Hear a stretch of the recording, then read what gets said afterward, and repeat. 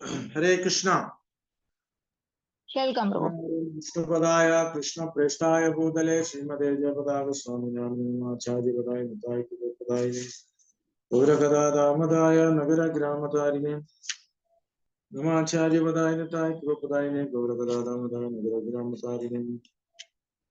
ജയ ജയ ശ്രീ ചൈതന്യ ജയ നിത്യാനന്ദ ജയ ദ്വൈത ചന്ദ്ര ജയ ഗൗരഭക്തവൃന്ദ. വംശകൽപതരുഭ്യശ്ച കൃപാസിന്ധുവ്യവച പതിതാനാഭാവേഭ്യോ വൈഷ്ണവേഭ്യോ നമോ നമഃ. ഹരേ കൃഷ്ണ. ചൈതന്യ ചരിതാമൃതം പഠന ക്ലാസ്സിലേക്ക് എല്ലാവർക്കും സ്വാഗതം. നമ്മൾ വായിച്ചുകൊണ്ടിരിക്കുന്നത് നിത്യാനന്ദ ബലരാമന്റെ മഹാത്മ്യമാണ്. ചൈതന്യ ചരിതാമൃതം ആദിലീല 5-ാമത്തെ അധ്യായം 225-ാമത്തെ ശ്ലോകം മുതലാണ് വായിക്കുന്നത്.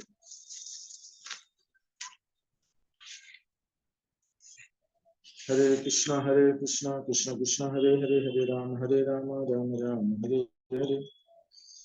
225 സാക്ഷാത് വ്യജേന്ദ്രസുത ഇത്യേനാഹി ആനാം ജവേ അജ്ഞേ കരേ തന്റെ പ്രതിമാഹേന ജ്ഞാനം. അവിടുന്ന് വ്രജരാജന്റെ പുത്രനാണെന്ന കാര്യത്തിൽ ഒരു സംശയമില്ല. ഒരു വിഡ്ഢി മാത്രമേ അവിടുന്നിനെ ഒരു പ്രതിമയായി കാണുകയുള്ളൂ. ശേയപരാധേ തരേ നഹി നിസ്താരാം ഘോരാ നരകേത പണ്ഡേകി ബലിമാരാം.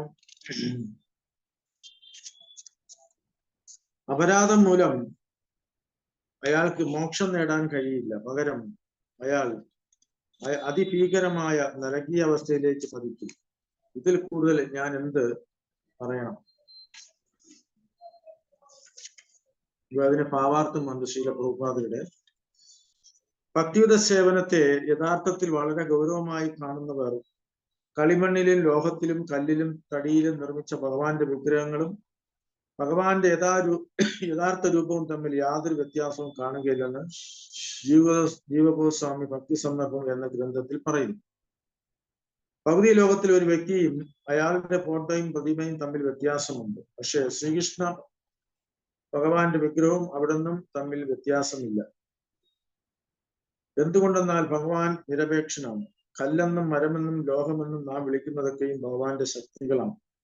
ശക്തികൾ ഒരിക്കലും ശക്തിയിൽ നിന്നും ഭിന്നമല്ലെന്നും നമ്മൾ നിരവധി തവണ വിശദീകരിച്ചതുപോലെ സൂര്യപ്രകാശമാകുന്ന ശക്തി ആർക്കും ശക്തിമാനായ സൂര്യനിൽ നിന്ന് വേർപെടുത്താനാവില്ല. അതിനാൽ ഭൗതിക ശക്തി ഭഗവാനിൽ നിന്നും വേർപെട്ടതായി കാണപ്പെട്ടേക്കാമെങ്കിലും അതീന്ദ്രിയമായി അത് ഭഗവാനിൽ നിന്നും അഭിന്നമാണ്. ഇവിടെ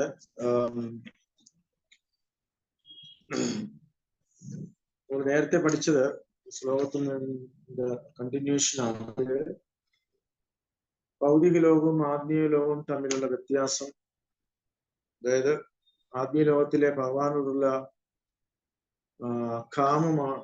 സ്നേഹമാണ്, അല്ലെങ്കിൽ പരിശുദ്ധമായ ഭക്തിയാണ് ഭൗതികയിൽ വരുമ്പോൾ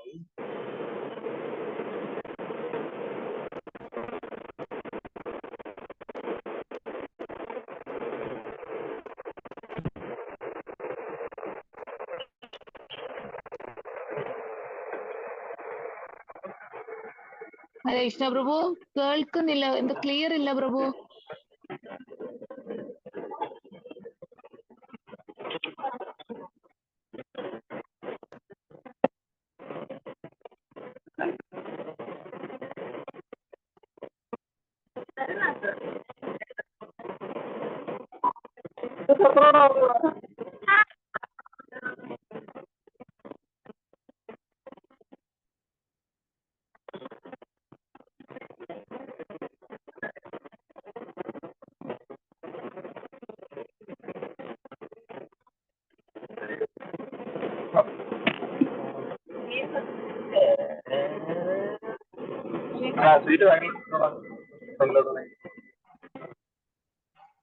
ഹരേ കൃഷ്ണ പ്രഭു.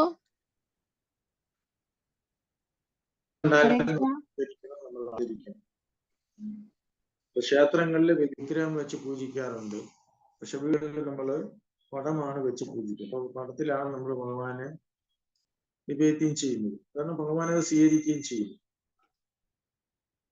അപ്പോ നമ്മളത് വേർതിരിക്കാൻ പാടില്ല. കാരണം എല്ലാം ഭഗവാന്റെ ശക്തിയാണ്.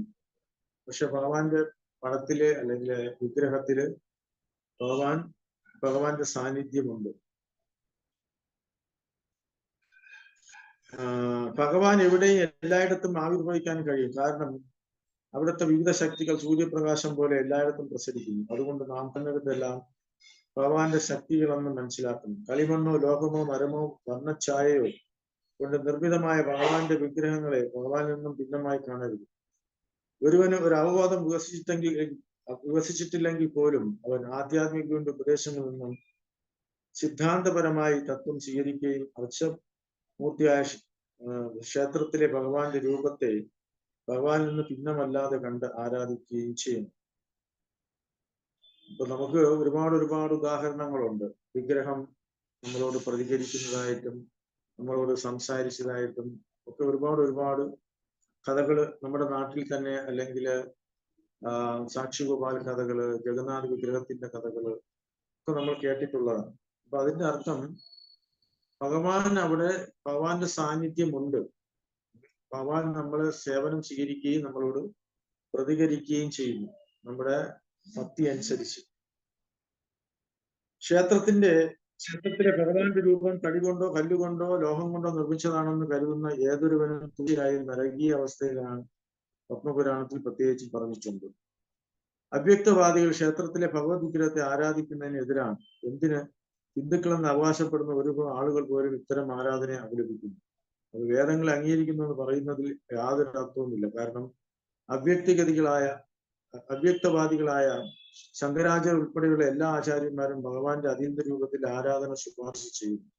ശങ്കരാചാര്യരുള്ള അവ്യക്തവാദികൾ പഞ്ചോപാസന എന്നറിയപ്പെടുന്ന വിഷ്ണു ഭഗവാൻ ഉൾപ്പെടെയുള്ള 5 വിഗ്രഹങ്ങളെ ആരാധന ശുപാർശ ചെയ്യുന്നു.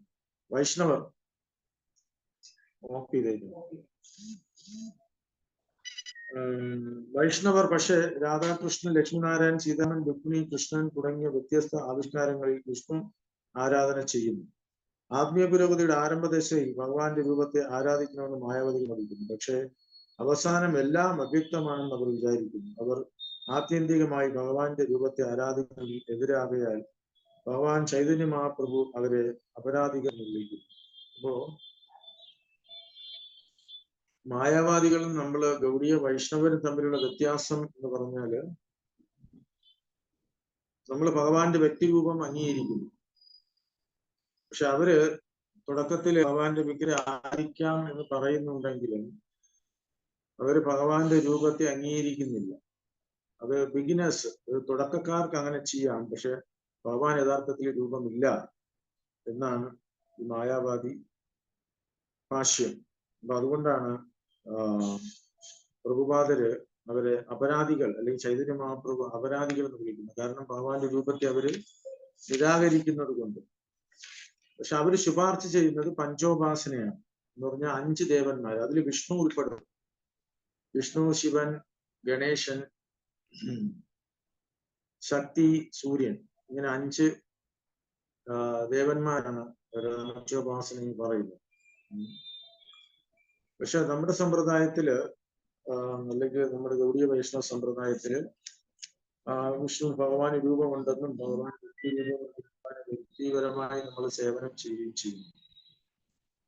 ശരീരത്തെ താനെന്ന് കരുതുന്ന ഒരു ശ്രീമദ് ഭാഗവതം ഭൗമ ഇജ്ജതി എന്ന് അപലപിക്കുന്നു. ഭൗമ എന്നാൽ ഭൂമി എന്നർത്ഥം, ഇജ്ജതി എന്നാൽ ആരാധകരെന്നും. 2 വിധത്തിലുള്ള ഭൗമ ഇജ്ജിതികളുണ്ട്. രാഷ്ട്രീയവാദികളെ പോലെ തങ്ങളുടെ ജന്മഭൂമിക്ക് വേണ്ടി പല ത്യാഗങ്ങൾ ചെയ്യുന്നവരും, കൂടാതെ ഭഗവാന്റെ രൂപത്തെ ആരാധിക്കുന്നതിനെ പഴിക്കുന്നവരും. ഒരു ഭൂഗ്രഹത്തെയോ അവൻ ജനിച്ച നാടിനെയോ ആരാധിക്കരുത്. അതേസമയം നമുക്ക് സേവനാവസരം നൽകാനായി ലോകത്തിന്റെ അല്ലെങ്കിൽ മരത്തിന്റെ രൂപത്തിൽ പ്രത്യക്ഷപ്പെട്ടിരിക്കുന്ന ഭഗവത് രൂപങ്ങളെ നിന്ദിക്കുകയും അരുത്. ഭൗതിക വസ്തുക്കളും പരമപുരുഷന്റെ ശക്തിയെല്ലാം അല്ലാതെ മറ്റൊന്നുമില്ല. നമുക്ക് ഭൗതിക ലോകത്ത് നമുക്ക് അറിയാം, ആൾക്കാര് പല വ്യക്തികളെയും ആരാധിക്കുന്നതിൽ അവർ താല്പര്യം കാണിക്കാറുണ്ട്, പല രാഷ്ട്രീയ നേതാക്കന്മാരെയും. പക്ഷെ ഭഗവാന്റെ കാര്യത്തിൽ വരുമ്പോ അവർ പറയും പാടില്ല, ഭഗവാൻ രൂപമില്ല, അല്ലെങ്കിൽ ഭഗവാനെ പൂജിക്കാൻ പാടില്ല എന്ന് പറയും. അപ്പൊ ഇത് വൈരുദ്ധ്യമാണ്. ഏ ഗോവിന്ദ പ്രഭു ഭായിനോ യാൻഹാരെ താൻഹാരെ ചരണ കൃപാകെ ഭാരേ വന്നിതേ. അതുകൊണ്ട് ഗോവിന്ദ ഭഗവാന്റെ ആശ്രയം ഞാൻ ആരാലാണോ നേടിയത്, അവിടുത്തെ നിത്യാനന്ദന്റെ ചരണകമലങ്ങളിലെ കാരുണ്യം വർണ്ണിക്കാൻ ആർക്കാണ് കഴിയുക? അപ്പൊ ഇവിടെ നമ്മൾ വർണ്ണിച്ചുകൊണ്ടിരിക്കുന്ന വൃന്ദാവനേ വൈശേയത വൈഷ്ണവേ മണ്ഡല കൃഷ്ണാനാമപരായ നാമന്തരമംഗള. വൃന്ദാവനത്തിൽ വസിക്കുന്ന എല്ലാ വൈഷ്ണവ സംഘങ്ങളും കൃഷ്ണന്റെ സർവമംഗളമായ നാമം കീർത്തനം ചെയ്യുന്നതിൽ ഒഴുകുന്നവരാണ്. പ്രാണതന നിത്യാനന്ദ ചൈതന്യ രാധാ കൃഷ്ണ ഭക്തി വിനയനഹി യാനേ അന്യ. ശ്രീ രാധാകൃഷ്ണന്മാർക്ക് വേണ്ടിയുള്ള ഭക്തിയുടെ സേവനമല്ലാതെ മറ്റൊന്നും അറിവില്ലാത്ത വൈഷ്ണവർക്ക് ചൈതന്യ മഹാപ്രഭു നിത്യാനന്ദ പ്രഭുവും ജീവിത സർവസ്വവും. നിത്യാനന്ദ പ്രഭുവാണ് ജീവിത സർവസ്വം. അപ്പൊ ഇവിടെ നമുക്കറിയാം വൃന്ദാവന ഭക്തി അല്ലെങ്കിൽ വ്രജഭക്തി എന്ന് പറയുന്നതാണ് ഏറ്റവും ശ്രേഷ്ഠം. അപ്പോ വൃന്ദാവനത്തിൽ വസിക്കുന്ന എല്ലാ വൈഷ്ണവരും കൃഷ്ണന്റെ സർവമംഗളമായ നാമം കീർത്തനം ചെയ്യുന്നതിൽ വിടുന്നവരാണ്. അപ്പോ വൃന്ദാവനിൽ ജന്മം വെക്കാൻ കഴിയുന്നത് തന്നെ വളരെ ഭാഗ്യമാണ്. കാരണം അവര് നിങ്ങൾക്കറിയാം, വൃന്ദാവനത്തിൽ പോയിട്ടുള്ളവർക്ക് അറിയാം, എപ്പോഴും അവർ ഭഗവാന്റെ നാമം ചെയ്തുകൊണ്ടാണ് നടക്കുന്നത്. പിന്നെ അവര് ഗ്രീറ്റ് ചെയ്യുന്നത് തന്നെ പരസ്പരം രാധേ അല്ലെങ്കിൽ കൃഷ്ണ എന്ന് പറഞ്ഞുകൊണ്ടാണ്. ശ്രീ വൈഷ്ണവേര പദരേണു തര പദച്ഛയ അതമേര ലീല പ്രഭു നിത്യാനന്ദയ. നിത്യാനന്ദപ്രഭുവിന്റെ കാരുണ്യത്താൽ വൈഷ്ണവരുടെ പാദധൂളിയും തണലും ഈ പതിതാത്മാവിന് അനുവദിക്കപ്പെട്ടിരിക്കുന്നു. അപ്പൊ ഇത് കൃഷ്ണദാസ് കവിരാജ് ഗോസ്വാമി പറയുന്നതാണ്. താൻ ഹാ സർവലഭ്യാഹയ പ്രഭുരവചന സേയി സൂത്രേ താരാ. ഭഗവാൻ നിത്യാനന്ദ പ്രഭു പറയുന്നു, എന്താ പറയുന്നത്? എല്ലാം സാധ്യമാണ്. അവിടുത്തെ ഈ സംക്ഷിപ്തമായ പ്രസ്താവനയെ ഞാൻ ഇവിടത്തെ വിപുലമായി വിവരിച്ചിരിക്കുന്നു. ഇതെല്ലാം നേടിയത് വൃന്ദാവനത്തിൽ വന്നതുകൊണ്ടാണ്. ഇത് സാധ്യമായത് നിത്യാനന്ദ പ്രഭുവിന്റെ കൃപയാലുമാണ്. അപ്പോ ഇങ്ങനെ ഒരു ഗ്രന്ഥം എഴുതാനും ഒരവസരം കിട്ടിയത് നിത്യാനന്ദ പ്രഭുവിന്റെ കാരുണ്യം കൊണ്ടാണെന്ന് കൃഷ്ണദാസ് കവിരാജ് ഗോസ്വാമി പറയുകയാണ്. ഇപ്പൊ വൃന്ദാവനത്തിലെ വാസികളെല്ലാം വൈഷ്ണവരാണ്. അവരുടെ ജീവിതം സർവമംഗളമാണ്. കാരണം അവർ കൃഷ്ണന്റെ ദിവ്യനാമം ഒരു വിധത്തിൽ അല്ലെങ്കിൽ മറ്റു വിധത്തിൽ എല്ലായ്പ്പോഴും കീർത്തനം ചെയ്യും. ചിലർ ഭക്തി സേവനത്തിന്റെ നിയമ നിബന്ധനകൾ കർശനമായി പിന്തുടരുന്നില്ലെങ്കിൽ പോലും മൊത്തത്തിൽ അവരെല്ലാം കൃഷ്ണന്റെ ഭക്തന്മാരും പ്രത്യക്ഷമായും പരോക്ഷമായും അവിടുത്തെ നാമം കീർത്തനം ചെയ്യുന്നവരുമാണ്. തെരുവിലൂടെ കടന്നു പോകുമ്പോൾ പോലും മനഃപൂർവ്വം അല്ലാതെയോ കൃഷ്ണന്റെ രാധയുടെയും നാമങ്ങൾ പറഞ്ഞ് ആശംസകൾ കൈമാറാൻ മതിയായ ഭാഗ്യം അവർക്കുണ്ട്. അപ്രകാരം പ്രത്യക്ഷത്തിലോ പരോക്ഷമായ അവർ ശുഭോദർക്കായി ഭവിക്കുന്നു. അപ്പോ നമുക്കറിയാം, നമ്മൾ കൂടുതൽ ഭക്തി കിട്ടാനും ഭഗവാനെ കുറിച്ച് ഓർമ്മിക്കുന്നതിനും വേണ്ടിയാണ് വൃന്ദാവനത്തിൽ പോകുന്നത്. അപ്പോ അവിടെ ചെന്നിട്ട് നമുക്ക് ഭഗവാനെ മറക്കുക എന്ന് പറയുന്നത് അസാധ്യം. കാരണം എവിടെ തിരിഞ്ഞു നോക്കിയാലും ഭഗവാന്റെ നാമം എഴുതിയിട്ടുണ്ട്. ആൾക്കാർ പറയുന്നതും ഭഗവാന്റെ നാമമാണ്. അപ്പോ ഇപ്പോഴത്തെ വൃന്ദാവന നഗരം ഗൗഡീയ വൈഷ്ണവരാൽ സ്ഥാപിക്കപ്പെട്ടതാണ്. ഷഡ്ഗോസ്വാമിമാർ അവിടെ ചെന്ന് വ്യത്യസ്ത ക്ഷേത്രങ്ങളുടെ നിർമ്മാണ പ്രവർത്തനങ്ങൾ നേതൃത്വം നൽകി. വൃന്ദാവനത്തിലെ ക്ഷേത്രങ്ങളുണ്ട്. 90% ഭഗവാൻ ചൈതന്യ മഹാപ്രഭു നിത്യാനന്ദ പ്രഭുവിന്റെ ഉപദേശങ്ങൾ പിന്തുടരുന്ന ഗൗഡീയ വൈഷ്ണവ വിഭാഗത്തിൻ്റെതാണ്. അവയിൽ 7 ക്ഷേത്രങ്ങൾ സുപ്രധാനമാണ്. വൃന്ദാവനവാസികൾ രാധയുടെയും കൃഷ്ണന്റെയും ആരാധന അല്ലാതെ മറ്റൊന്നും അറിയില്ല. സമീപകാലത്ത് പുരോഹിതർ എന്ന് പറയപ്പെടുന്ന ധർമ്മനീതിയില്ലാത്ത ജാതി ഗോസായിമാർ അവിടുത്തെ സ്വകാര്യമായി പുരോഹിതർ എന്ന് പറയപ്പെടുന്ന ധർമ്മനീതിയില്ലാത്ത ചില ഗോസ്വാമിമാർ അവിടെ സ്വകാര്യമായ അന്യദേവ ആരാധനയ്ക്ക് തുടക്കമിട്ടിരിക്കുന്നു. പക്ഷേ സത്യസന്ധരും ദൃഢചിത്തരുമായ വൈഷ്ണവരും ആരും ഇതിൽ പങ്കെടുക്കുന്നില്ല. ഭക്തിയുത സേവനത്തിന്റെ വൈഷ്ണവ സമ്പ്രദായത്തിന് ഗൗരവം നൽകുന്നവർ അത്തരം ദേവാരാധനയിൽ പങ്കെടുക്കാറില്ല. അപ്പോ വൃന്ദാവനത്തിൽ പ്രഭുപാദിൽ പറയുന്നത് വൈഷ്ണവ തത്വങ്ങൾ ഫോളോ ചെയ്യുന്നവരാണ് കൂടുതൽ 90%. കൂടിയ വൈഷ്ണവരാണ് സ്ഥാപിതമായ ക്ഷേത്രങ്ങള്. പക്ഷെ എന്നിരുന്നാലും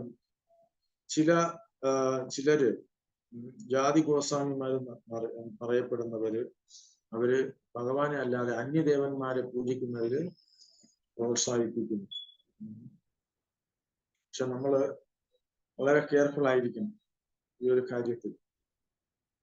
ഗൗഡീയ വൈഷ്ണവർ ഒരിക്കലും രാധാകൃഷ്ണന്മാരെയും ചൈതന്യ മഹാപ്രഭുവിനെയും വ്യത്യസ്തമായി കൽപ്പിക്കുന്നില്ല.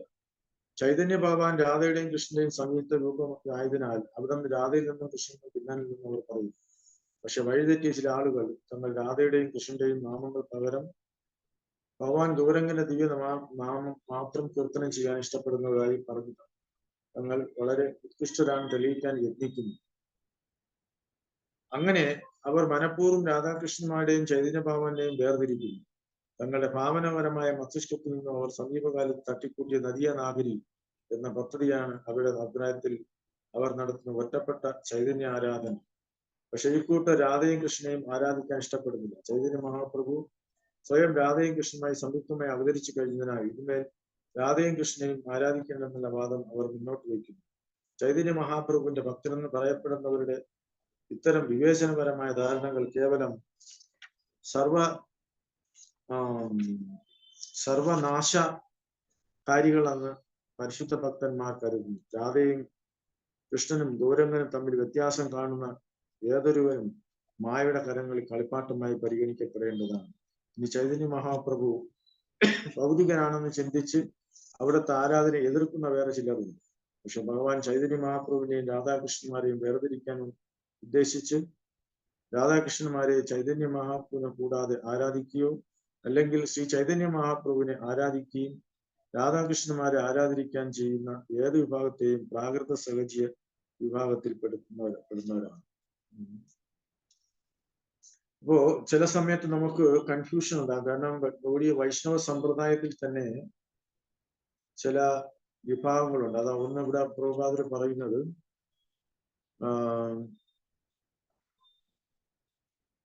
സഹജിയാസ് നദിയ നാഗരി ഇതെല്ലാം തട്ടിക്കൂട്ടിയ ഒരു സംഘടനയാണ്. അവരെത്തിയെന്ന് വെച്ചാൽ ചൈതന്യ മഹാപ്രഭുവിനെ മാത്രം പ്രാധാന്യം കൊടുക്കുന്നു. ചൈതന്യ മഹാപ്രഭുവിന്റെ വേഷം ധരിച്ച് ചൈതന്യ മഹാപ്രഭു പോലെ ഡാൻസ് ആടുകയും പാടുകയും ഒക്കെ ചെയ്യും. ചിലപ്പോൾ അവര് ഗോപിക ഭാവത്തിലേക്ക് പോവുകയും ഗോപികമാരെ പോലെ ആക്ട് ചെയ്യുകയും ഒക്കെ ചെയ്യും. ഇത് വളരെ ദൗർഭാഗ്യമാണ്. ഇവരെല്ലാം പ്രാകൃത സഹജീയ വിഭാഗത്തിൽ പെടുന്നവരാണ് എന്ന് പറയുന്നത്. പക്ഷെ നമ്മുടെ വൈഷ്ണവ സമ്പ്രദായത്തിൽ നമ്മള് രണ്ടും അംഗീകരിക്കുന്നു. ചൈതന്യ മഹാപ്രഭു അംഗീകരിക്കുന്നു, രാധാകൃഷ്ണനെയും അംഗീകരിക്കുന്നു. കാരണം ചൈതന്യ മഹാപ്രഭു എന്ന് പറയുന്നത് രാധാകൃഷ്ണൻ അഹി അന്യ രണ്ടുപേരുടെയും സംയുക്ത രൂപമാണ്. അപ്പൊ അതുകൊണ്ട് ഒരു രൂപത്തിന് മാത്രം പ്രാധാന്യം കൊടുത്തിട്ട് കാര്യമില്ല. ആരാധനയുടെ സാങ്കല്പിക സമ്പ്രദായങ്ങൾ സൃഷ്ടിക്കുന്നവർ ഭാവിയിൽ ക്രമേണ രാധാകൃഷ്ണ ആരാധനയെ ഉപേക്ഷിക്കുമെന്നും ചൈതന്യ മഹാപ്രഭുവിന്റെ ഭക്തരെന്ന് സ്വയം വിളിക്കുന്നുണ്ടെങ്കിലും അവർ കാലക്രമേണ ചൈതന്യ മഹാപ്രഭുവിന്റെ ആരാധനയെ ഉപേക്ഷിക്കുമെന്നും ഭൗതിക പ്രവർത്തനങ്ങളിൽ അധപ്പതിക്കുമെന്നും ചൈതന്യ ചരിതാമൃതത്തിന്റെ ഗ്രന്ഥകർത്താവ് ശ്രീ കൃഷ്ണദാസ് കവിരാജ് ഗോസ്വാമി 225-26 പ്രവചിക്കുന്നു. ചൈതന്യ മഹാവിന്റെ യഥാർത്ഥ ആരാധകരുടെ ജീവിതത്തിന്റെ പരമമായ ലക്ഷ്യം ശ്രീ രാധാകൃഷ്ണനെ ആരാധിക്കുക എന്നുള്ളതാണ്. ഇവിടെ ഒരു ആശങ്കയ്ക്ക് വഴിയുണ്ട്. കാരണം ഭാവിയില് എന്താ പറയുന്നത്, ക്രമേണ ഇത്തരം ആൾക്കാർ രാധാകൃഷ്ണ ആരാധന ഉപേക്ഷിക്കുകയും ചൈതന്യ മഹാപ്രഭുവിന്റെ ഭക്തരെന്ന് സ്വയം അവകാശപ്പെടുന്നുണ്ടെങ്കിലും കാലക്രമേണ അവർ ചൈതന്യ മഹാപ്രഭുവിനെ പൂജിക്കുന്നതും ഉപേക്ഷിക്കും എന്നാണ് ഇവിടെ പറയുന്നത്. അങ്ങനെ ഒരു അധപ്പതനം ഉണ്ടാവാനുള്ള ചാൻസ് ഉണ്ട്. ഇവിടെ ഗ്രന്ഥകർത്താവ് അല്ലെങ്കിൽ ഇപ്പം ശീല പ്രഭുപാദരും ആശങ്ക സൃഷ്ടിക്കുന്നത്. 233 അപനാരകതലികി നിർലജ്ജഹൈല്യ നിത്യാനന്ദ ഗുണേ ലേഖായ ഉന്മത്ത കരിയ. എന്റെ കഥ യാതൊരു ലജ്ജയുമില്ലാതെ വിവരിച്ചു. ശ്രീ ചൈതന്യ മഹാപ്രഭുവിന്റെ ഗുണവിശേഷങ്ങൾ എന്നെ പ്രാന്തനെ പോലെ യാക്കവേ ഈ കാര്യങ്ങളെല്ലാം എഴുതാൻ ഞാൻ നിർബന്ധിതനായി. അപ്പോ നമുക്കറിയാം, ഇതെല്ലാം വളരെ വിനയപൂർവ്വം കൃഷ്ണദാസ് കവിരാജ് ഗോസ്വാമി ഇവിടെ തന്റെ അവസ്ഥ പ്രകടിപ്പിക്കുക എന്ന് പറഞ്ഞാൽ അത്രയും വിനീതമായിട്ട് അദ്ദേഹം ഈ ഗ്രന്ഥം പ്രസന്റ് ചെയ്യുന്നത്. കാരണം ഇതെല്ലാം ഇതിനും കാരണം നിത്യാനന്ദ പ്രഭുവിന്റെ കാരുണ്യമാണ്. അതുകൊണ്ടാണ് ഇത്രയും എനിക്ക് എഴുതാൻ കഴിഞ്ഞത് എന്ന് പറയുകയാണ്. നിത്യാനന്ദ പ്രഭു ഗുണമഹിമ അപാര സഹസ്രവദനേന ശേഷനാഹി പയാകാന്ത. നിത്യാനന്ദ മഹാപ്രഭുവിന്റെ ഗുണവിശേഷങ്ങൾ അപാര മഹിമയുള്ളതായി. അനന്തശേഷന് പോലും അവിടുത്തെ 1000 നാവുകളാൽ അവയുടെ പരിധി കണ്ടെത്താനാവില്ല. ശ്രീ രൂപ രഘുനാഥയാര ആശ ചൈതന്യ ചരിതാമൃത കൃഷ്ണദാസ.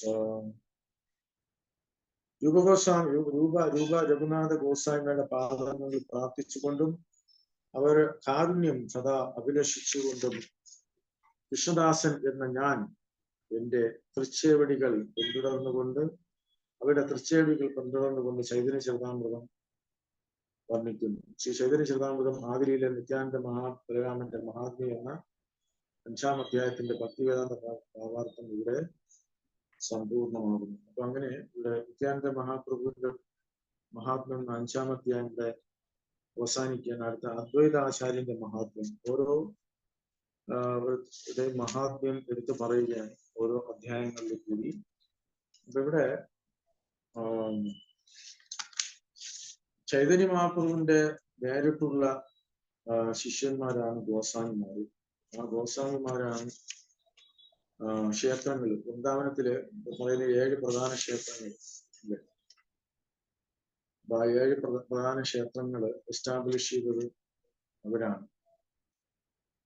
രാധാ ദാമോദർജി, രാധാ ശ്യാമസുന്ദർ, രാധാ ഗോവിന്ദദേവ്, രാധാ ഗോകുലാനന്ദ, രാധാ മദനമോഹന, രാധാ ഗോപിനാഥ്, രാധാ രമൺജി. അപ്പോ ഇതിൽ ഓരോ ക്ഷേത്രവും ഓരോ ഗോസ്വാമിമാര് എസ്റ്റാബ്ലിഷ് ചെയ്തതാണ്, സ്ഥാപിച്ചതാണ്. അവർക്ക് അവിടുത്തെ മൂർത്തിയുമായി ബന്ധമുണ്ട്. ഇപ്പൊ രാധാ ദാമോദർ ക്ഷേത്രം ജീവഗോസ്വാമിയാണ്. അതുപോലെ രാധാ ഗോവിന്ദദേവ് ജീവഗോസ്വാമി, രാധാ ഗോകുലാനന്ദ ലോകദാസ് സ്വാമി, രാധാ മദൻ മോഹൻ സനാതന ഗോസ്വാമി, രാധാ രമൺജി ഗോപാലഭട്ട ഗോസ്വാമി. ഇവരെല്ലാം സാധാരണ വ്യക്തികളല്ല. ചൈതന്യ മഹാപ്രഭു നേരിട്ട് ഉപദേശം കൊടുത്തവരാണ്. വൃന്ദാവനം ഭഗവാന്റെ ലീലകൾ നടന്ന സ്ഥലങ്ങൾ കണ്ടുപിടിച്ച് ക്ഷേത്രങ്ങൾ എസ്റ്റാബ്ലിഷ് ചെയ്യണമെന്നും ആരാധനക്രമം ജനങ്ങളെ പഠിപ്പിക്കണമെന്നും ഒക്കെ പറഞ്ഞു. അപ്പൊ അവിടെ ചൈതന്യ മഹാപ്രഭുവിന്റെ നിർദ്ദേശം അനുസരിച്ചാണ് ഈ ഗോസ്വാമിമാര് ഭഗവാന്റെ ലീലകൾ നടന്ന സ്ഥലം കണ്ടുപിടിക്കുകയും ക്ഷേത്രങ്ങൾ എസ്റ്റാബ്ലിഷ് ചെയ്യും ആരാധനക്രമം പഠിപ്പിക്കുകയും ചെയ്തത്. അപ്പൊ ഇതിനെ അടിസ്ഥാനമാക്കി ഓരോ പുസ്തകങ്ങൾ തന്നെ നമുക്ക് ഇസ്കോൺ പബ്ലിഷ് ചെയ്തിട്ടുണ്ട് അല്ലെ. വൈഷ്ണവ എറ്റിക്കേറ്റ് എന്നൊരു പുസ്തകം തന്നെ ഉണ്ട്. സനാതന ഗോസ്വാമിയുടെ സൃഷ്ടിയാണ്. അതുപോലെ ഭക്തിയെ കുറിച്ച് രൂപഗോസ്വാമി എഴുതുന്നുണ്ട്. അങ്ങനെ ഓരോ ഗോസ്വാമിമാരും അവരുടേതായ റോൾ നിർവഹിക്കുന്നുണ്ട്. പക്ഷെ അവരെല്ലാം സാധാരണ കുട്ടികൾ. ഇപ്പൊ രൂപഗോസ്വാമി പറഞ്ഞാൽ രൂപമഞ്ചേരിയാണ്. സനാതന ഗോസ്വാമി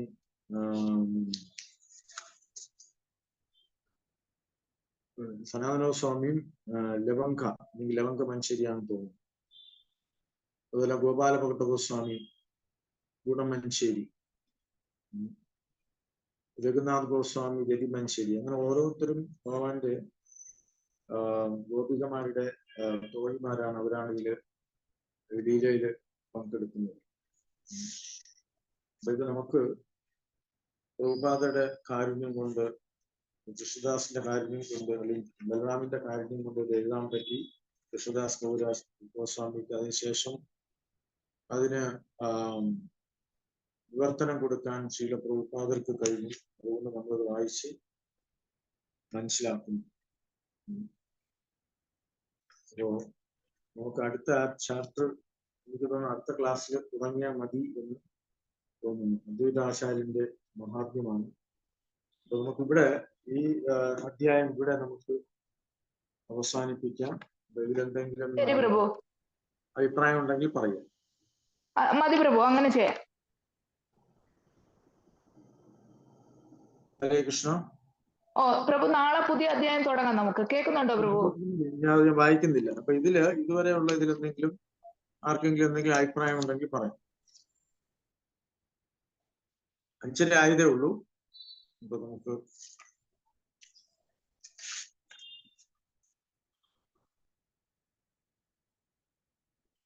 ഇവിടെ നമ്മൾ പ്രഭുപാദർ വാണിംഗ് തരുന്നത് ഒന്ന് ജാതി ഗോസ്വാമിമാര്, അതുപോലെ പിന്നെ നദിയ നാഗരി, സഹജിയാസ്, അവര് നമ്മൾ കുറച്ച് കെയർഫുൾ ആയിരിക്കണം. നമ്മളെപ്പോഴും സ്ട്രിക്റ്റ് ആയിട്ട് നമ്മുടെ സമ്പ്രദായത്തിലെ ആചാര്യന്മാർ എന്ത് പറയുന്നു അതനുസരിച്ച് തന്നെ ഭക്തി പരിശീലിക്കേണ്ടത്. അതാണ് നമുക്ക് ഈ ഗ്രന്ഥം രൂപഗോസ്വാമിയുടെ ഭക്തി രസാമൃത സിന്ധു എന്ന ഗ്രന്ഥം നമുക്ക് തന്നിരിക്കുന്നത്. പ്രഭുപാദർ പറഞ്ഞ 4 പ്രധാനപ്പെട്ട ഗ്രന്ഥങ്ങളിൽ ഒന്നാണ് ഭക്തി രസാമൃത സിന്ധു.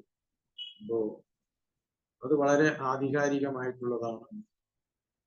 രൂപഗോസ്വാമിയുടെ രചനയാണ്. ചൈതന്യ മഹാപ്രഭുവിന്റെ നിർദ്ദേശം അനുസരിച്ച്, ചൈതന്യ മഹാപ്രഭുവിന്റെ നിർദ്ദേശങ്ങളുടെ ഒരു രത്ന ചുരുക്കമാണ് ഭക്തിയെ കുറിച്ച്.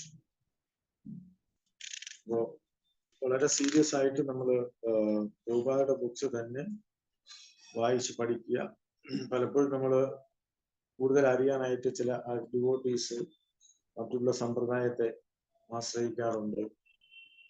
പക്ഷെ പിന്നീട് അവർ വഴിതെറ്റിപ്പോകും. ഇപ്പൊ ഇവിടെ പ്രഭുപാദർ പറഞ്ഞിരിക്കുന്നത് പിന്നീട് ഒരു സമയത്ത് ഇത് രാധാകൃഷ്ണ വർഷിപ്പ് ഒരു കൂട്ടം ആൾക്കാർ ഉപേക്ഷിക്കും എന്ന് പറയുന്നുണ്ട്.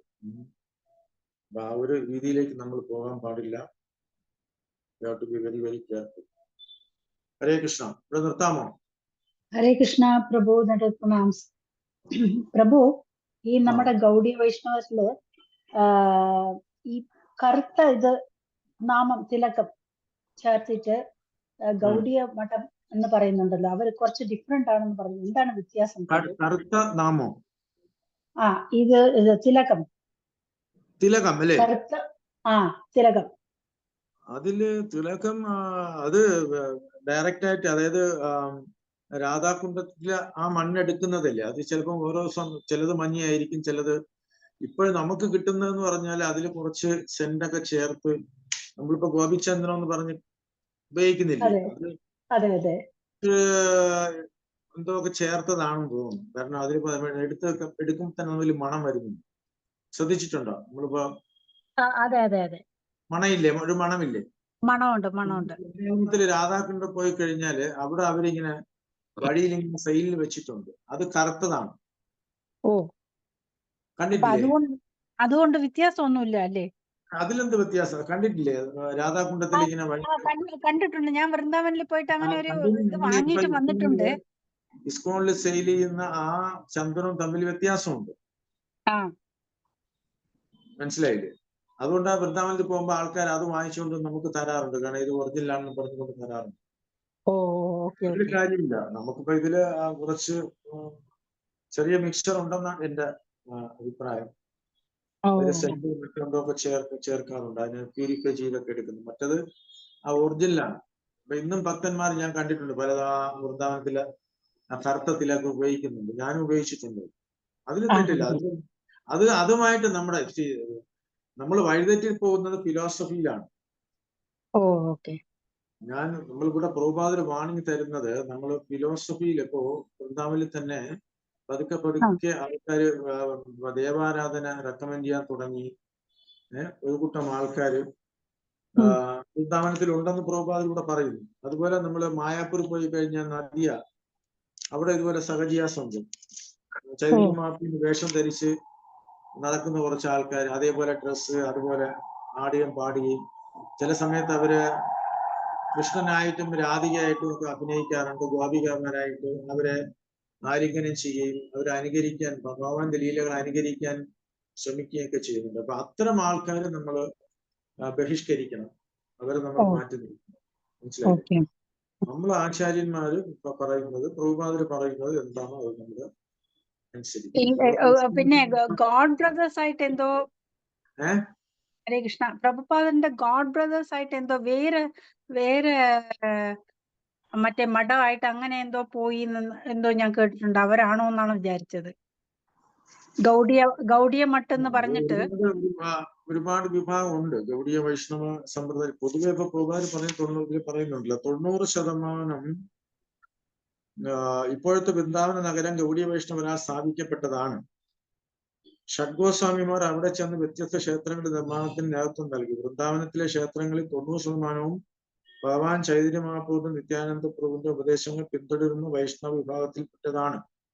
എന്ന് പറഞ്ഞാൽ 10% ആൾക്കാർ മറ്റുള്ളവരാണ് എന്നാണ് അതിന്റെ അർത്ഥം. മനസ്സിലായി? മാതാജിയാണോ ചോദിച്ചത്? ഞാൻ വേറെ ആരോ എന്ന് വിചാരിച്ചു. ശരി ശരി. അപ്പൊ അതില് 10% അങ്ങനെയുള്ള ആൾക്കാരുണ്ട് എന്ന് നമ്മൾ മനസ്സിലാക്കുക. മനസ്സിലായില്ലേ? അപ്പൊ നമ്മൾ എല്ലാവരും ഉൾക്കൊള്ളുന്നു. രാധയും ഉൾക്കൊള്ളുന്നു, കൃഷ്ണനെ ഉൾക്കൊള്ളുന്നു, ചൈതന്യ മഹാപ്രഭു ഉൾക്കൊള്ളുന്നു. കാരണം നമ്മളെല്ലാവരും ഉൾക്കൊള്ളുന്നതാണ്. രാധാകൃഷ്ണ വർഷിപ്പിന് കൂടുതൽ പ്രാധാന്യം നമ്മൾ കൊടുക്കും. മനസ്സിലായില്ലേ? കാരണം നമ്മൾ ഗൗഡിയ വൈഷ്ണവ സമ്പ്രദായം, അതാണ് ഏറ്റവും ഹയസ്റ്റ് വർഷിപ്പ്. അതിന്റെ ഗോപികമാരുടെ ഭക്തിയാണ് ഏറ്റവും ഉയർന്നത്, രാധാകൃഷ്ണ ഭക്തിയാണ് ഏറ്റവും ഉയർന്നത്. മനസ്സിലായില്ലേ? അൾട്ടിമേറ്റ്ലി നമ്മൾ ആ ലെവലിലേക്ക്, ആ ഒരു ഭക്തി ലെവലിലേക്ക് എത്തിച്ചേരുക എന്നുള്ളതാണ്. അപ്പൊ നമ്മൾ എപ്പോഴും മാതൃകയാക്കുന്നത് ഗോപികമാരുടെ ഭക്തിയല്ലേ. കാരണം അവർക്ക് യാതൊരു വിധ ഭൗതികമായ ആഗ്രഹങ്ങളും ഇല്ലാതെ പരിശുദ്ധമായ കാമം, ഒരു ടിഞ്ച് ഓഫ് കാമം അതിലില്ല. അപ്പൊ അതാണ് ഞാൻ ആദ്യമേ പറഞ്ഞത്, ഭൗതിക ലോകത്തില് നമ്മളിവിടെ എല്ലാവരും സ്നേഹിക്കപ്പെടാൻ ആഗ്രഹിക്കുന്നു. പക്ഷെ അതിന് പിന്നില് കാമം, അതായത് നമ്മളൊരു ഇന്ദ്രിയ ആസ്വാദനം പ്രതീക്ഷിക്കുന്നുണ്ട്. അതായത് നോക്കുന്നു, നമ്മളെ ഫിലിം ഇൻഡസ്ട്രിയിലും രാഷ്ട്രീയത്തിലും ഒക്കെ നമ്മൾ ചർച്ച ചെയ്യപ്പെടുന്ന വിഷയങ്ങളില്ലേ, ഇപ്പൊ നടക്കുന്നത് കണ്ടിട്ടില്ലേ?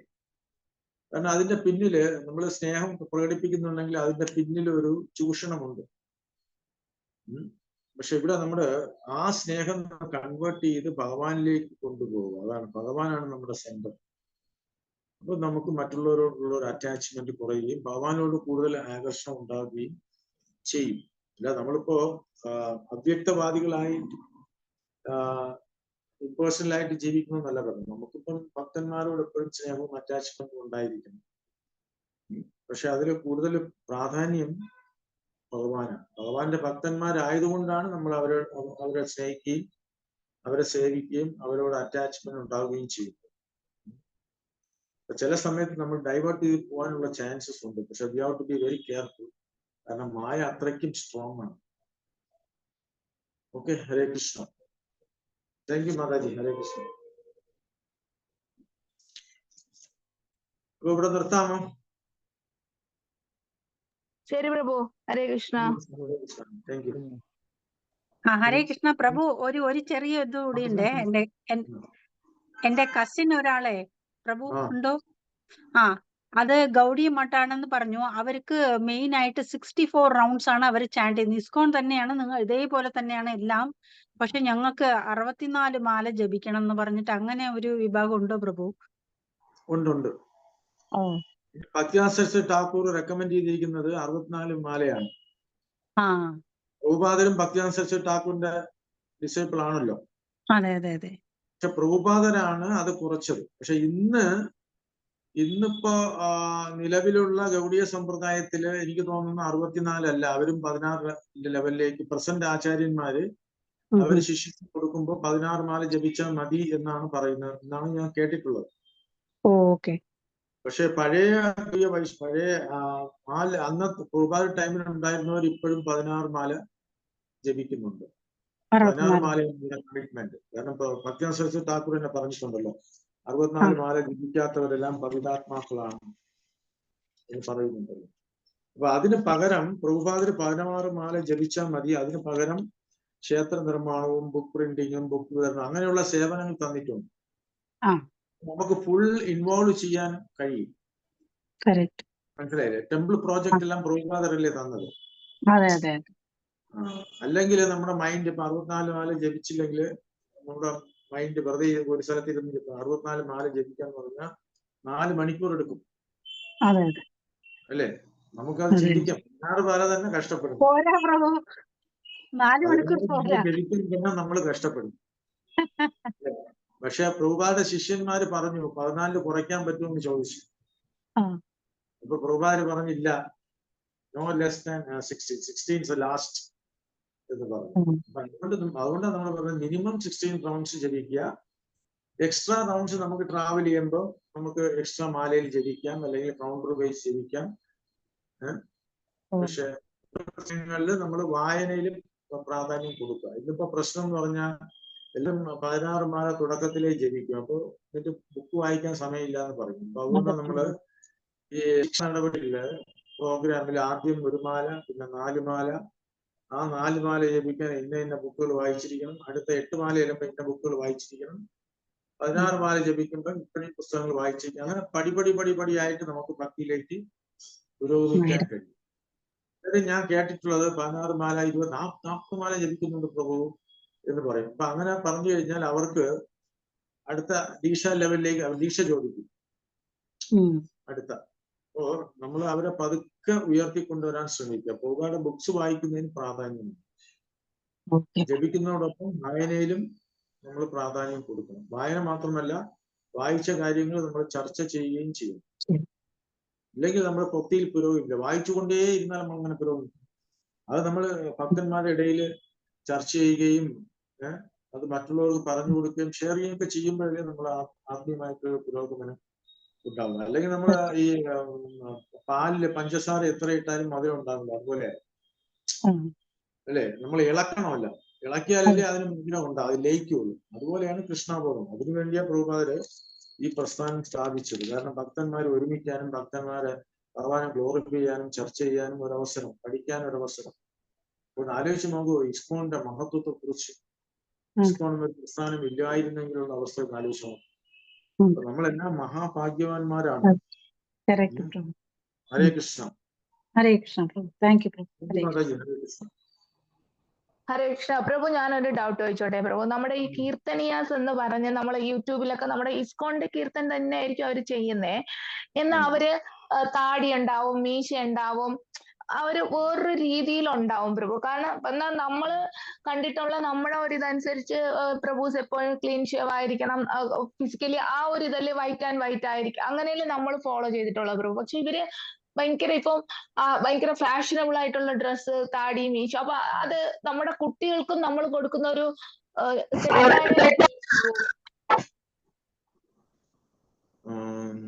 എനിക്ക് തോന്നുന്നത്. ഹരേ കൃഷ്ണ. കേൾക്കാമോ? കേൾക്കാം പ്രഭു, കേൾക്കാം. അത് കൂടുതലും ഫോറിനേഴ്സ് ആണ് അങ്ങനെ ഫോളോ ചെയ്യുന്നത്. ഇസ്കോണിന്റെ കാര്യമാണോ പറയുന്നത്? ഇസ്കോൺ മെമ്പേഴ്സിന്റെ ആണോ? അതെ പ്രഭു, നമ്മുടെ ഇസ്കോൺ കീർത്തൻസ് പല ടെമ്പിളിൽ നടക്കുന്ന കീർത്തൻ ഫെസ്റ്റ് പോലെ നടക്കുമ്പോൾ അതിന്റെയൊക്കെ വീഡിയോസ് നമ്മൾ യൂട്യൂബിൽ നോക്കുമ്പോൾ ഇങ്ങനെ ഒരു അപ്പിയറൻസ് പലപ്പോഴും കണ്ടിട്ടുണ്ട് പ്രഭു.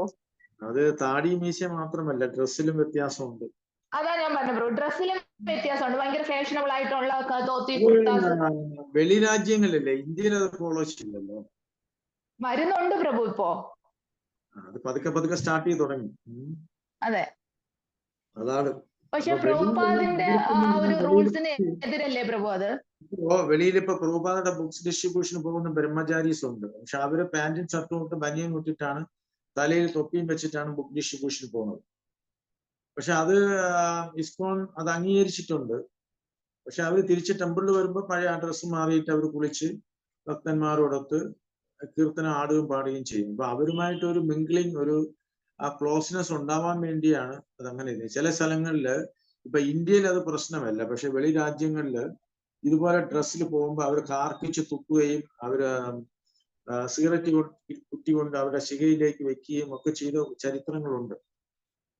ഒരുപാട് പിന്നെ അപ്പൊ അതുകൊണ്ട് ഒരു കാലത്ത് ഈ ബുക്ക് ഡിസ്ട്രിബ്യൂഷൻ പോകുമ്പോൾ ഭക്തന്മാര് കർച്ചീഫും കൊണ്ടാണ് പോകുന്നത്. അവരെ കാർക്കിച്ച് തുപ്പും അവരുടെ മുഖത്തും തലയിലും ഒക്കെ. മനസ്സിലായില്ലേ?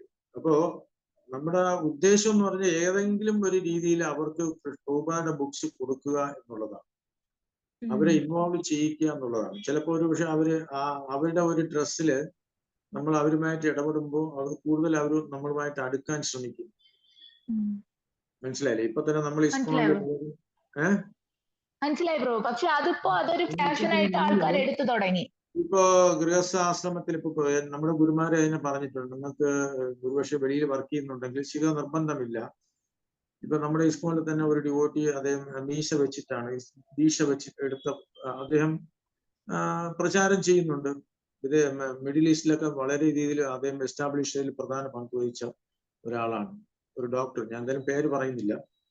പക്ഷെ അദ്ദേഹം പിന്നീട് ഏകാദശിക്ക് തന്നെ ഗ്രെയിൻ കഴിച്ചു. അത് ഗുരുമാരന്റെ പെർമിഷൻ കൂടിയാണ് ഗ്രെയിൻ കഴിക്കുകയും പ്രചാരം ചെയ്യുകയും ചെയ്യുന്നത്. കാരണം അദ്ദേഹത്തിന് അങ്ങനെയുള്ള ഒരു എന്താ പറയുക ഹെൽത്ത് ഇഷ്യൂസ് ഉണ്ടായിരുന്നതുകൊണ്ട്. അപ്പൊ ചില കാര്യങ്ങൾ ഇസ്കോൺ ഗുരുവിന്റെ പെർമിഷനോട് ചെയ്യാം. ചില കാര്യങ്ങൾ ഒരു പരിധി വരെ അലോ ചെയ്തിട്ടുണ്ട്. പക്ഷെ അതിനപ്പുറം പോകാൻ പാടില്ല.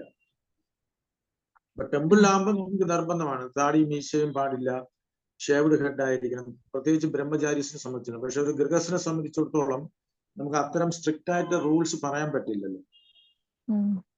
ചിലപ്പോൾ അവരൊരു മുസ്ലിം സ്ഥാപനത്തിലായിരിക്കും വർക്ക് ചെയ്തിട്ടുള്ളത്. അപ്പൊ എനിക്കറിയാം പണ്ട് തൈക്കാടായിരുന്നപ്പോ ഒരു മാതാജി ഒരു ക്രിസ്ത്യൻ സ്കൂളില് ടീച്ചർ ആയിരുന്നപ്പോ അവരൊന്നും തിലകിട്ട് വരാൻ പാടില്ല, മാലയിടാൻ പാടില്ല എന്നൊക്കെ പറഞ്ഞു. പിന്നെ അവർ ആ ജോലി ഉപേക്ഷിക്കേണ്ടി വന്നു. അതുപോലെ നമ്മുടെ സജി പ്രഭുവിന്റെ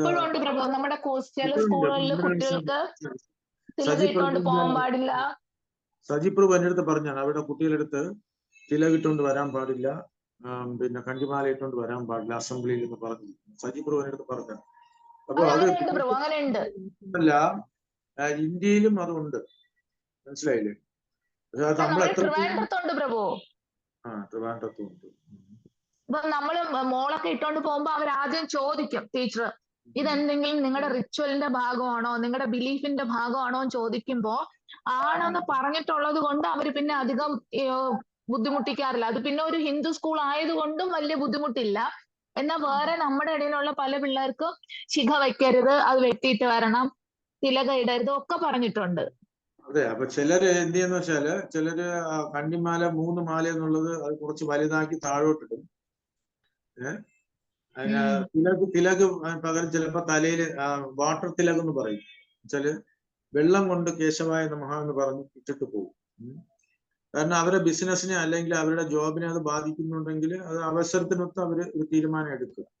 പക്ഷെ അൾട്ടിമേറ്റ്ലി നമ്മള് ഭക്തന്മാരാണല്ലോ. അപ്പോൾ അത് സാഹചര്യം അനുസരിച്ച് നമ്മള്, പക്ഷെ മാധവി പറഞ്ഞ പോലെ കുറച്ച് കെയർഫുൾ ആയിരിക്കണം. പിന്നീട് അത് നമ്മൾ വഴിതെറ്റി പോകാനും പാടില്ല. പക്ഷെ ദീക്ഷ എടുത്ത ഭക്തന്മാര് മസ്റ്റായിട്ട് ചില കാര്യങ്ങൾ ഫോളോ ചെയ്തല്ലേ പറ്റും. മനസ്സിലായോ? മനസ്സിലായി പ്രഭു. അപ്പൊ we have to be very careful. അപ്പൊ നമ്മൾ ആ സാഹചര്യത്തിനനുസരിച്ച് നമ്മൾ തീരുമാനം എടുക്കുക. ഇപ്പൊ ചില നമ്മൾ ബന്ധുക്കളെ വീടുകളിലൊക്കെ പോകുമ്പോൾ നമ്മൾ ഈ ഡ്രസ്സിൽ പോകില്ല. ചില ഭക്തന്മാര് പാന്റും ഷർട്ടും ഇട്ടാണ് അവരെ പോകുന്നത്. കാരണം അവരുമായിട്ട് കൂടുതൽ അടുപ്പം ഉണ്ടാവും, അവരുമായിട്ട് കൃഷ്ണാബോധം പ്രചരിപ്പിക്കാൻ ഒരു അവസരം നമുക്ക് കിട്ടും, അല്ലെ? ഇപ്പൊ ഒരു ബ്രഹ്മചാരി പോയി പ്രചാരം ചെയ്യുന്നതും ഗൃഹസ്ഥൻ പ്രചാരം ചെയ്യുന്നതും തമ്മിൽ വ്യത്യാസമുണ്ട്. അവർ കുറച്ചുകൂടെ ക്ലോസ് ആയിട്ട് ആൾക്കാരുമായിട്ട് ഇടപെടാൻ കഴിയും. ഒരു ബ്രഹ്മചാരി ആകുമ്പോഴത്തേക്ക് അവർക്ക് ചില ലിമിറ്റേഷൻസ് ഉണ്ട്. മനസ്സിലാവുന്നുണ്ടോ? അതിൽ തെറ്റൊന്നുമില്ല. ഏതാണ് സാഹചര്യം, ആ സാഹചര്യത്തിനനുസരിച്ച് ഇപ്പൊ തന്നെ നമ്മളെ കണ്ടിട്ട് ഇപ്പൊ എന്റെ ബന്ധുക്കളിൽ ചില കുട്ടികള് അവരെന്നോട് സംസാരിക്കാൻ അനുവദിക്കാറില്ല. അയ്യോ ഇവരെ പോലെ എന്ന് പേടിച്ച് അങ്ങനെ പറയുന്നവരുണ്ട്. അതേസമയം ഇപ്പൊ ഒരു മാതാജി പോയി കഴിഞ്ഞാൽ അവരെടുത്ത് വളരെ ക്ലോസ് ആയിട്ട് സംസാരിക്കാൻ പറ്റും. മനസ്സിലായില്ലേ? അതാണ് വ്യത്യാസം. ഓക്കെ. അപ്പൊ അത് സാഹചര്യത്തിനനുസരിച്ച് നമ്മൾ തീരുമാനിക്കും. Okay. Hare Krishna. Hare Krishna bro. Thank you bro. Hare Krishna.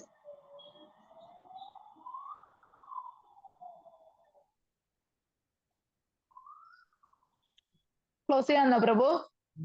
Close ചെയ്യാം.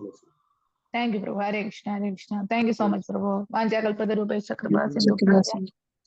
Vardhana Bhavanebhyo Vaishnavibhyo Namo Namaha. Anandakoti Vaishnavamrit ki jai. Amate Haridas Thakur ki jai. Srila Prabhupada ki jai. Srila Gurudev ki jai. Gaur Premanande. Hari Hari. Thank you, Maharaj. Thank you, Prabhu. Hare Krishna. Hare Krishna. Thank you, Prabhu. Hare Krishna.